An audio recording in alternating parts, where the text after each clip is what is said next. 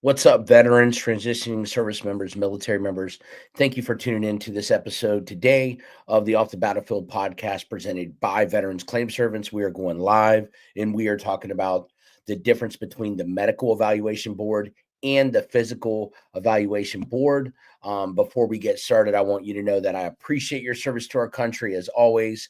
We are veterans serving veterans. And again, we want to put out this information to make sure that you are in the absolute best position that you can to win your claim and to be in a better position than you were before. You served, you deserve. So let's get right into it. What is a medical evaluation board and what is a physical evaluation board? It's a little different today, but it's going to help you if you are transitioning from being a military active duty member, or you're getting out of the service and you're going to be transitioning in to becoming a veteran. Then we want you to know the difference between the medical evaluation board and the physical evaluation board. It is imperative, it is very important. Before we get going, always make sure that you get the treatment that you need, that you get all the help that you need, and that if you have something wrong with you, that you go to sick call or that you go to the doctor and that you get it documented. No matter what, you have that right. You served. Your time is coming to an end. Possibly, you have given a lot of your time and dedication and service. So make sure that you take care of yourself for you and for your family. It is imperative that you do that, right? I did not do that properly when I got out, and I know a lot of veterans did not. So I'm not going to sit here and be hypocritical and say that, hey, I was perfect in this process. But you know how you learn? You learn by going through some things, right? And then I just want to take this information, right, and pass this forward to you guys so that you are in a better position. Or maybe if you're listening and this does not apply to you, maybe someone who was in the service, maybe a son, daughter, family member, neighbor, coworker, I don't know, you can pass this information on to them and it can help them. Okay. So, what is a medical evaluation board? Okay. If you're an active duty service member and you've been dealing with a medical condition and it affects your ability to perform your military duties, you may find yourself facing the medical evaluation board, right? More commonly known as a med board. So the MEB process is different from the PEB process. So medical evaluation board, physical evaluation board. The medical evaluation board process is a critical part of the military system for evaluating whether service members are physically and mentally fit to continue serving, right? It can be complex, it can be intimidating, but that's why I make these videos. But understanding, having the education of what the medical evaluation board process is and how it works is essential to protecting your military career, benefits if you're going to be transitioning, and your future. Okay, so I'm going to walk you through everything that you need to know about the medical evaluation board process. And I'm going to touch a little bit on the physical evaluation board, the PEB. And I'm going to do a latter video later on in the future, so that you guys can understand what that is and do a little bit of a deeper dive into that. Okay. So, key points: medical evaluation board, they evaluate whether a service member's medical condition meets military retention standards and they determine if they are fit to continue service. Okay. So, again, do you meet military retention standards and are you fit to continue service? The medical evaluation board process, it starts when a military physician, you go to sick call and a physician refers the service member due to a medical condition, whether that's your back, musculoskeletal, mental health condition, gastrointestinal issue. If it affects your ability to perform duties, right, this could lead to a detailed medical evaluation determining, are you meeting retention standards per military and DOD, and they are determining if you are fit to continue service. If the medical evaluation board provides or finds the service member unfit for duty, the case is then forwarded to the physical evaluation board, aka the PEB, which assesses fitness for continued service and potential disability benefits. So many veterans, I wish that they would have known about this, but a lot of times while on active duty, us as service members, the mission is first, right? We're not we're not focused on going to sick call. And plus, it's really frowned upon. But it is imperative that you take care of yourself because there will be an end date to your career, whether you retire or you ETS, or unfortunately, if you have to go through an MEB process and it's severe enough and you don't meet retention standards. This is why you need to know this. So you're not invincible. This is why you need to be educated on this, because you may be all hoorah and everything right now, but if something happens to you and it hinders you, trust me, I know about it. While on active duty, right? You may be focused on continuing a 20-year career and say, I'm never going to get out. I love it in. But then one day you may be facing different circumstances, right? All because a physician wrote on a piece of paper that, hey, Johnny's back is severe enough, or veterans, service member X's condition is severe enough that they don't meet retention standards, and I'm sending them over to the medical evaluation board.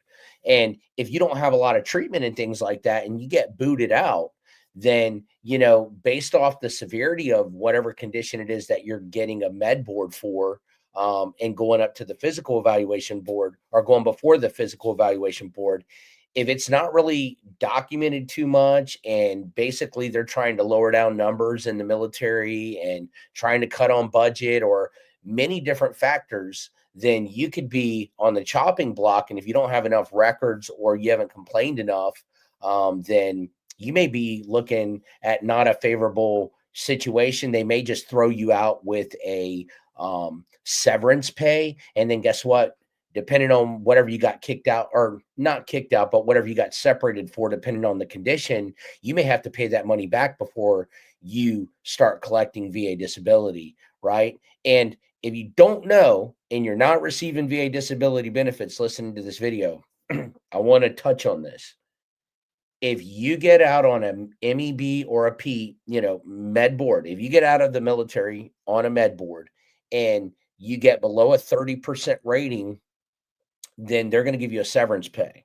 If they give you that severance pay, most times before you can start collecting VA disability, they're going to want that money paid back. It's jacked up, but it's the truth. So if they give you $30,000, there's a calculator for it based on the number of years of service and a few different various factors. If you owe them that money and you got, say, $25,000, they may, more likely than not, will want that $25,000 before they start giving you your VA benefits. It is jacked up.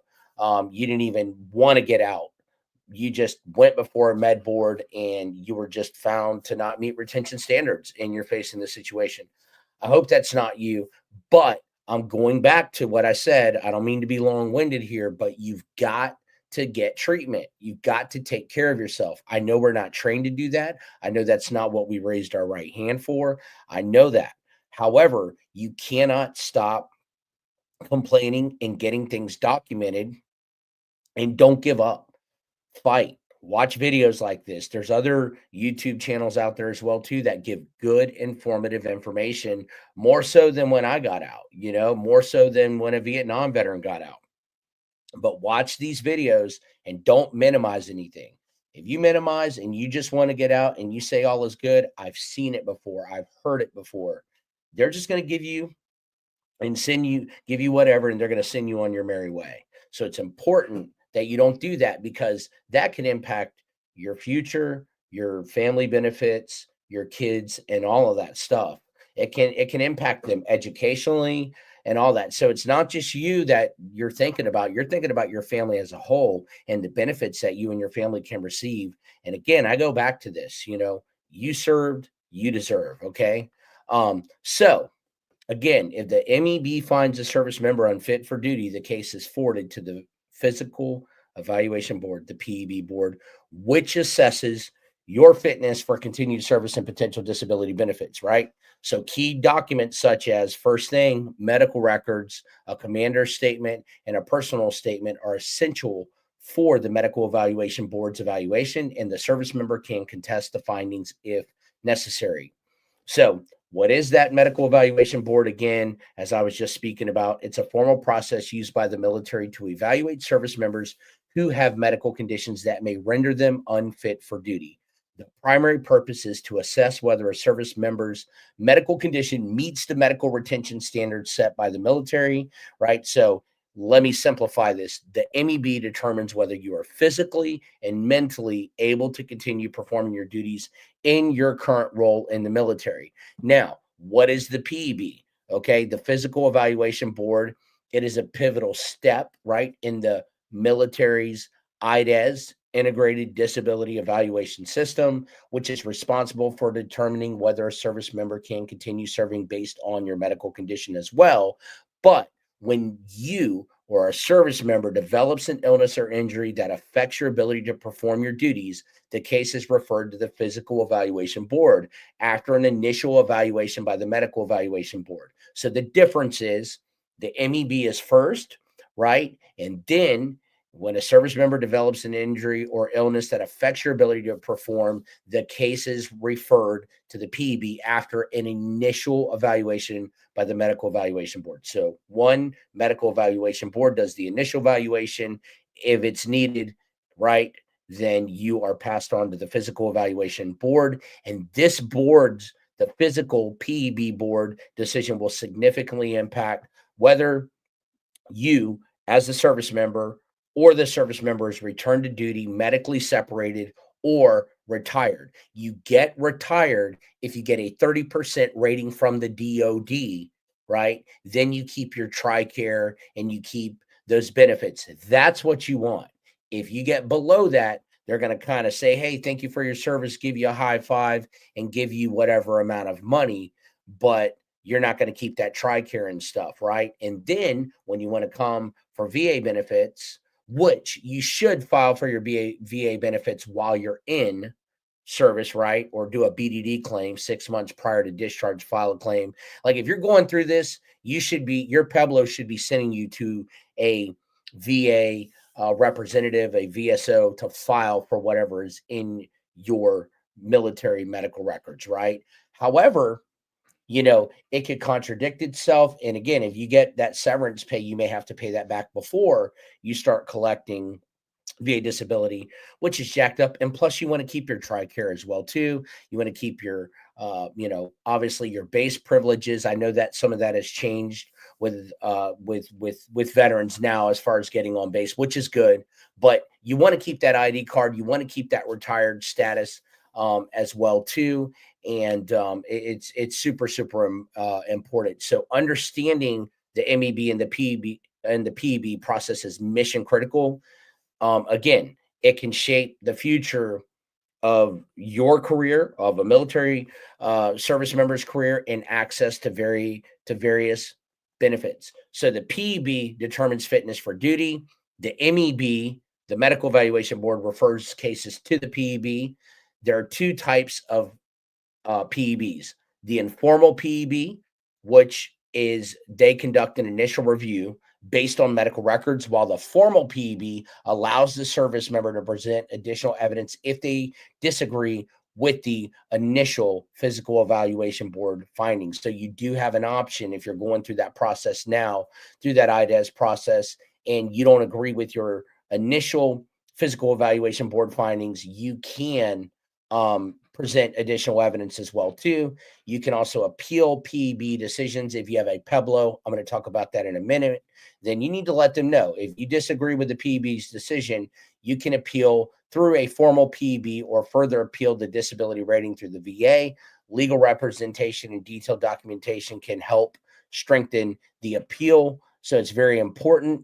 And the PEB consists of a formal body comprised of field grade officers or civilian equivalents who evaluate the medical and administrative evidence. But again, if you did not complain about it and you just sucked it up and dealt with it like so many of us have, then they're just going off the evidence that they have. They don't know you, right? You're another service member. They're looking at you, unfortunately, and they're looking at your medical evidence and administrative evidence to determine if a service member's condition makes them unfit for duty.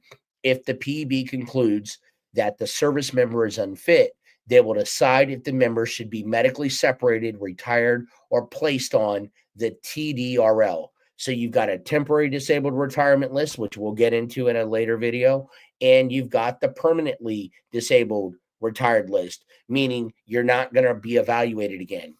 If it's TDRL, then later on in the future, the DOD is going to reassess to make sure that whatever's bothering you is still bothering you. And then more likely than not, a year or two after you get on the TDRL, the temporary disabled retirement list, they'll move you over to the permanent disabled retirement list. So it's very important. And again, you have an informal and a formal PEB, right? If you disagree with your informal initial physical evaluation board findings, you can do a formal PEB. Okay. So that is super, super important. So let's digress and let's get back over to the MEB. The medical evaluation board process is designed to ensure that me and you and all service members while on duty are physically and mentally fit to perform their duties. Those who cannot are provided with appropriate care and consideration. The MEB serves several key purposes.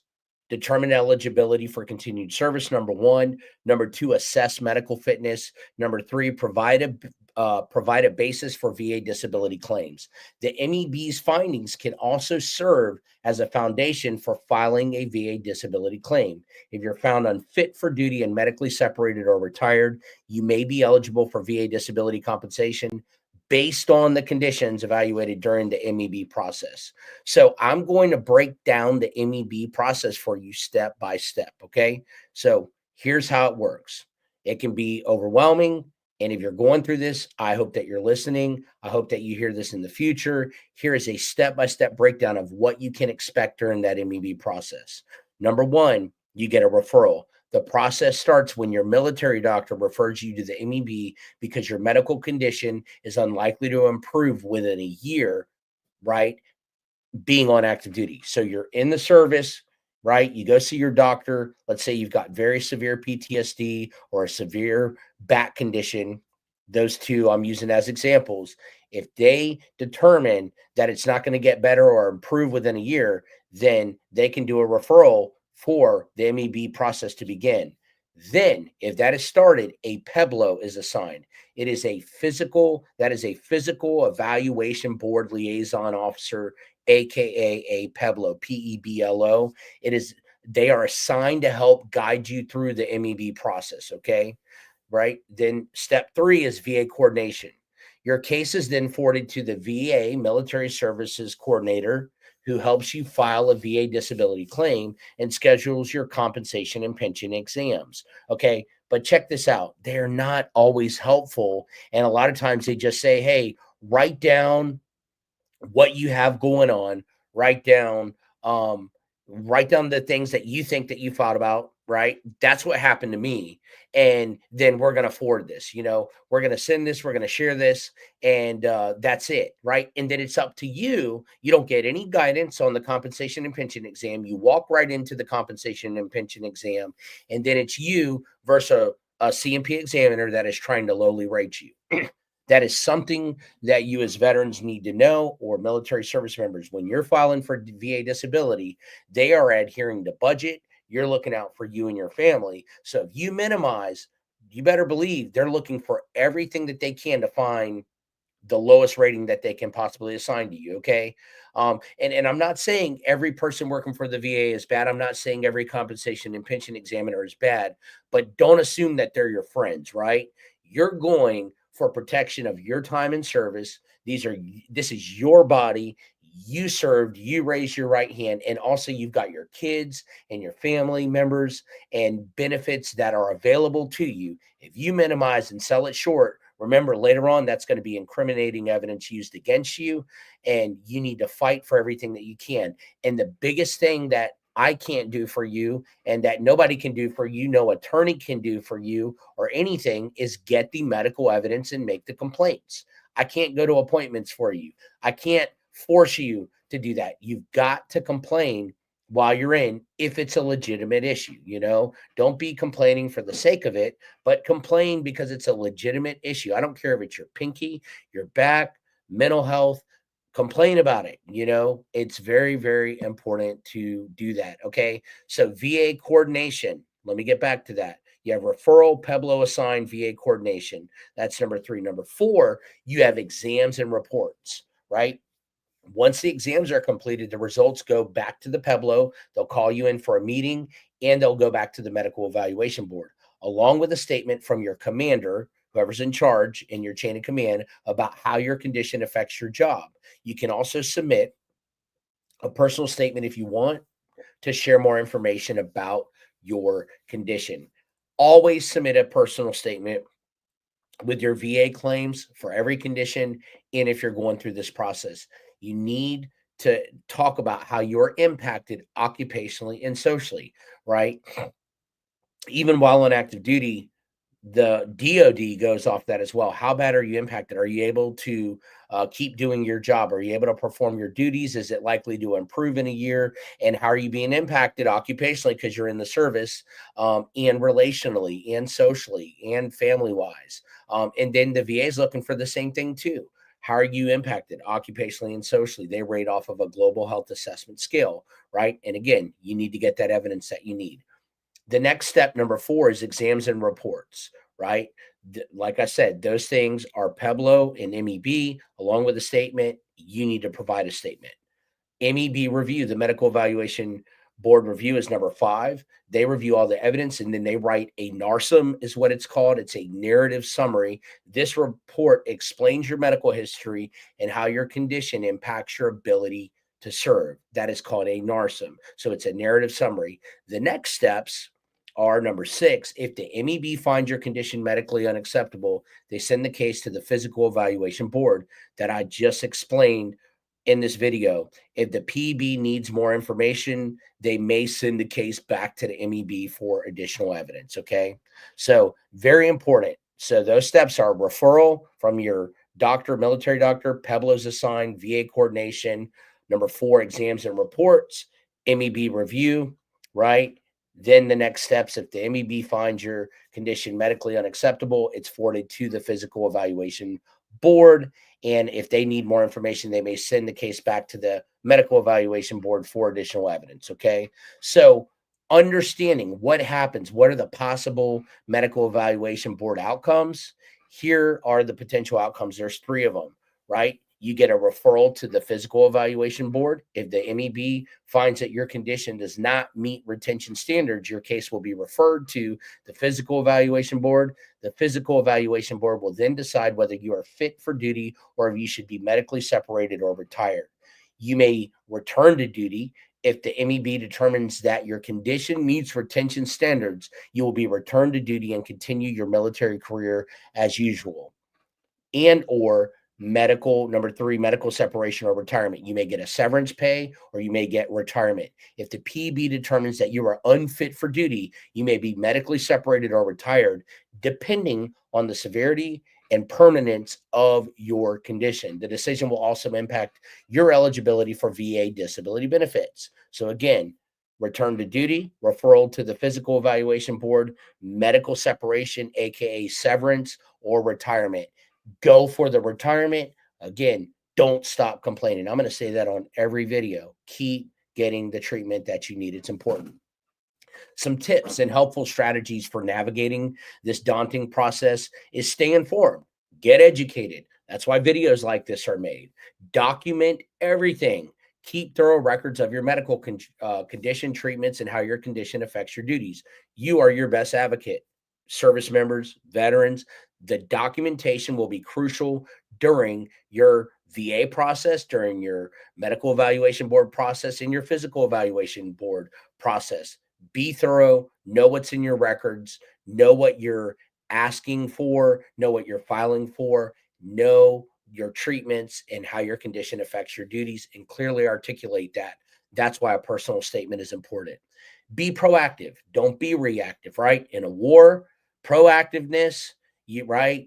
That wins the war. Reactiveness gets your butt kicked. Don't be a passive participant in the medical evaluation board process. Ask questions, seek clarifications, ensure that your medical condition is accurately represented in the medical evaluation board report. Sometimes people are going before the medical evaluation board and their conditions are not accurately represented, right? And you need to see what that doctor wrote about you, and you have the right to ask for that. Ask your Pueblo, let me see that report before I sign on anything or any dotted line. Let me see that report. You know, hey, if you're going through the claim process as well too, this applies to you. Do a FOIA request, do a Freedom of Information Act request, and find out what that compensation and pension examiner said about you. It's your right. You know, this is your body, this is your claim, this is you and your livelihood and your future. Be proactive, right? Don't sit back and be like, I don't know. I have no clue. I don't know what's in my medical records. They just told me I was going here. This happened. I walked through the motions. I didn't care and stuff. And then you wonder why you've got 0% service connected ratings. You know, you've got to be proactive and don't give up. Don't give up. Okay. If you're going through something and you're going to get discharged or you're going to get separated or you filed for a claim, go back to and remember, why did I start filing for this claim? Because I was in a lot of pain and I'm still in a lot of pain. And you know what, doggone it? I'm going to fight for my benefits. I'm going to fight for these things. I'm going to get this stuff taken care of. Because if you don't get stuff taken care of, guess who's on the hook? You. When you got to go to appointments, who's paying for the tires on your car?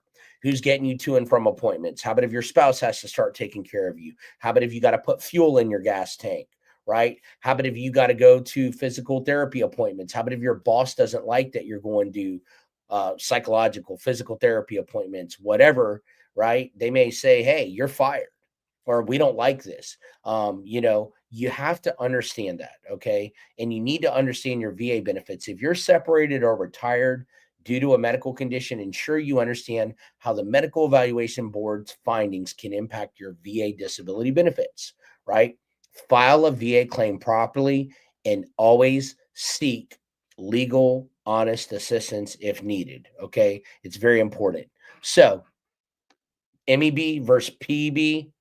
MEB assesses the service member's medical conditions to determine if you meet the retention standards in the military. It then forwards the findings to the PEB for final disposition.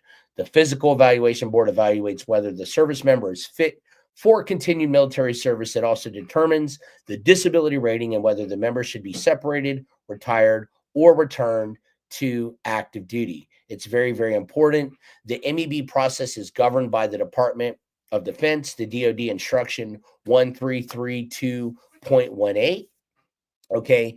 It's very, very important. And if somebody wants a copy of that, they can email me at info@veteransclaimservants.com, right? And also you can find it online. DoD instruction 1332.18, the IDES, the Disability Evaluation System. It's there. So the medical evaluation board process is a pivotal moment if you're going through that in your career, especially if you're dealing with a very serious medical condition. You need to understand the purpose, process, and the potential outcomes that the medical evaluation board can have on you. And I hope that this video serves you so that you can navigate with that challenging time and be confident about what you're doing. Remember, your health and future are permanent and they're paramount. You need to stay informed. You need to be proactive. You need to seek the support you need to ensure the best possible outcome so that you are getting the benefits that you deserve for yourself, your future, and your family. Okay. If you're currently facing the medical evaluation board process or have questions, shoot an email to me. I will answer that question absolutely to the best of my abilities. I'm always up to date. I'm always informed on all of these things and can help you. If you need a nexus letter, if you need a DBQ, if you need a diagnosis for something like that, right? Reach out. We can help you. Look in the description of this video, reach out to me, and we will help you. We will move as quick as we possibly can to make sure that you get what you need. Sometimes people get denied things. Sometimes people are lowly rated and maybe they need to higher level review something. You know, don't always just jump. You know, make sure that you get the education that you need. Be proactive, but make sure you get the education that you need. And no one can replace the medical evidence. You can never have enough medical evidence. Continue to get treatment. That is a mistake that military members and veterans make. They just stop. They just assume that nothing will ever happen. And always protect your six, always protect your back, always protect you and your family's back. Okay. It's very, very important. And again, the top thing that the VA is looking at and the medical evaluation board is they're looking at statements, they're looking at your medical records. They are looking at complete and up-to-date records outlining what you've been through, your diagnosis, your treatment, and even your prognosis as well too. And remember, with every claim that you file for VA disability benefits, or if you're going through this, make sure that you have a personal statement. It is absolutely paramount. It is very, very key. I want to answer some questions. If anybody's got any questions, too, again, like I said, and coming up here in a few weeks, I'm going to be going and answering questions and creating a membership. If people want to jump on and they want to find out anything, they can ask me any question and I'll be able to answer it. I definitely will. I can answer these questions with confidence. So I'm going to answer a few questions that I see in the comments. Beautifully blissful. Appreciate all this and working with Vera to get past your 40%. Absolutely, absolutely. And you need to keep on. If you don't get what you need, beautifully blissful, or you feel like you're stuck at 40%, or lowly rated, reach out to us. We can put you in the best position to continue to move forward and try to help you and educate you in that. Okay. Angel, what's up, my brother? How are you doing? You're at 90% with deferred presumptive conditions that will bump you up to 100% permanent in total. Come on, dude. I am praying for you, my brother. They ask you to submit TDIU forms. Don't submit don't submit a 218940.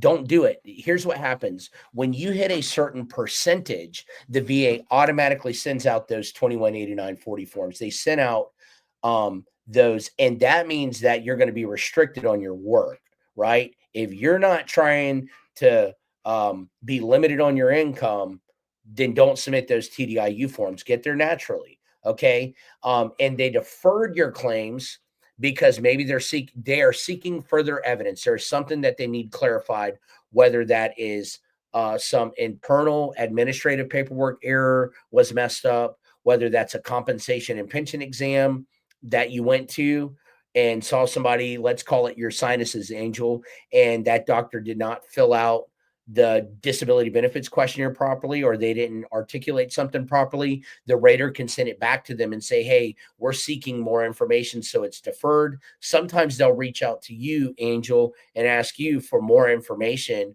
or more medical evidence, more up-to-date treatment or something of that nature, or to see if you maybe have an up-to-date diagnosis, and they can defer it. Okay. So there's different reasons for deferment, but it means that the VA needs something or they are requesting something, whether that's internally from the rater, whether that's internally from the compensation and pension examiner that conducted your disability benefits questionnaire exam for whatever condition you filed for, or from you, the veteran, as well too, or there was something jacked up. Okay.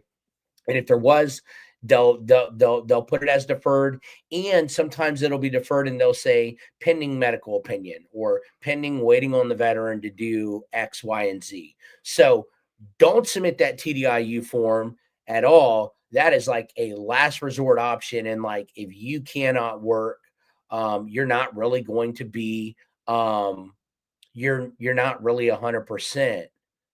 Okay, so you did submit it already. You're retired on SSDI. Your reasons was to get special monthly compensation. Look, that's the only time I would say to file that TDIU, Angel, is if you're retired and you're not looking at starting a new career, you can do that, but it is always best to get there organically and naturally to 100%. And that's something that we do here, is we take a look at everything that people are rated for, and we don't guarantee anything, but we let you know what would absolutely and why or what would be the best position for you to go in. Okay, Angel. We look at that and tell you why, and maybe there's something. Maybe you're at 93% rated down to 90, and you just need 20 more percent to get you over that hump. And it could be something really simple that you had no idea about, and you're there naturally. You're there, and it puts you permanent in total, and you're organically at 100%. I always recommend, don't file TDIU if you do not need to. Get there naturally and organically if you can. However, if you did submit it, remember you're going to be restricted on your income and things like that. So, you can't make above the poverty level. There's misconceptions about TDIU, Angel. I want to talk about that. You can work, however, it's very frowned upon. But you can work in a sheltered environment, but you got to be really, really careful with that. But again, I always suggest everyone go organically, look at what you can do to get up. If you can, try and exhaust all your options. If you can, it's worth it to get there naturally and to become permanent and total if you can get there. Secondary, any conditions that you need to, maybe something just needs to be increased, maybe you minimized on something. Maybe there's a condition that you have and you just need an excess letter, and voila, boom, that's getting you there. So you need to take a look at that. If any of you guys have any questions, you can reach out, info@veteransclaimservice.com. And I just personally want to thank you guys for your service to our country. It totally means the world. And I'm glad to be a veteran, and I'm glad to continue serving. And I know, because I went through a lot of this process. I went through an MEB and a PEB process as well too, and stuff. And like, I wasn't planning on facing that situation. I'm telling you from personal experience, I was not planning on facing that situation. And when I was, it's like, what? And I've seen others. I have a very good friend, his son went through, he was a Marine, his son went through the process, and the doctor there tried to screw him, but we guided him through this MEB process, and it helped him, and he came out with 100%. But the initial physician's report was jacked up. If he would have just taken that result and not fought it a little bit and didn't have his personal statements together or any of that stuff, he would have got severance pay, got booted out, and that's it. But get what you can. Again, if you're retired, you're a Vietnam veteran, let's say you're in your 70s and you're just tired of dealing with it, and you're like, look, I ain't working no job and I just want to get to 100%. It'll be a little more income. You can collect your SSDI and you can collect your VA disability. Again, you're just not really at 100, you're at 90, rounded up to 100. Okay. And I do have videos that are from the past that do talk about TDIU. And again, and part of the membership too, that I'll be creating. It'll be $5 a month. Basically, you can ask me questions. I'll jump on for an hour and we'll just talk. We'll go live. We'll have a closed off group, and any questions you guys have, you can ask me, and we'll talk. Anything that you have, I'll make sure that we answer and point you in the right direction. Again, if you need a nexus letter, a disability benefits questionnaire, a diagnosis, look in the description of this video. These doctors can definitely help you. So today, I hope that this video helps you. That is the difference between a med board process and a physical evaluation board process. If you're facing it, it can be daunting. However, make sure that you have the help that you need, and make sure you keep getting treated for all the evidence. I want to thank everyone on this Sunday for your service to our country. Man, I love each and every one of you guys. You guys are just amazing. And let's continue to put out this education and information to one another so that we are in the best position. Look, Angel, beautifully blissful, you guys, all of you, myself, we served, right? Let's do things upright. Let's do it honest. Let's do it integral. And that's one thing that I pride myself in, and make sure that we help each other so that we're all in the best position to get the benefits and everything that we need. Okay. We're going to have a lot of videos coming out, a lot ranging from benefits to answering any questions, to walking through the VA process, to walking through med board process, to combat related special compensation, and the whole kit and caboodle. But just stay tuned, hit that notification bell, like this, share this out with people that can use this information, and know that you matter. Every Wednesday at 7 a.m. I'm going to put it in the description of this video and in the comments. We have a unity hour. Our goal is, we've been doing this for, over a year. We come together. We are veterans coming together, and you don't have to be a veteran to jump on, but online every Wednesday morning, 7 a.m. Eastern Standard Time, we do a unity hour, and our goal is to uplift one another and to just help each other. If you need some prayer, you need anything like that, like, we are here for you. I'm not here to beat you upside the head with the Bible or anything, but I'm here to let you know that you matter and that you care and that you have a calling in your life, and that, that there's a purpose in your life. If you feel like you're giving up or anything like that, don't do that. Don't do that. Reach out. We are here for you, and we want you to know that you could take away the claim or anything like that, and that we are still here for you, that you matter, and that you were created for a purpose, right? And I also believe and know that God loves you, just like he loves me as well too. Here is the information for the Unity Hour. If anybody ever wants to jump on, check it out. It's there, 7 to 8 a.m. The date says October 4th. That's an older email. Disregard that. That's the same link every week. That's it right there. I'm actually gonna take away that fourth deal. There it is. So every Wednesdays, 7 to 8 a.m. I just put that in there so people don't think it's, hey, this meeting's passed. No, 7 to 8 a.m. It's online. Jump on. It's encouraging. We've been doing it and we're not stopping. And there's many other events that we're going to be doing. We're in the Jacksonville area. But man, we want to get people involved. We want to do things. We want to come together. We want to uplift one another and encourage one another. So, hey, thanks for tuning into this video. That is the difference between the medical evaluation board and the physical evaluation board. Shout out to you guys. Any responses and comments, I appreciate you.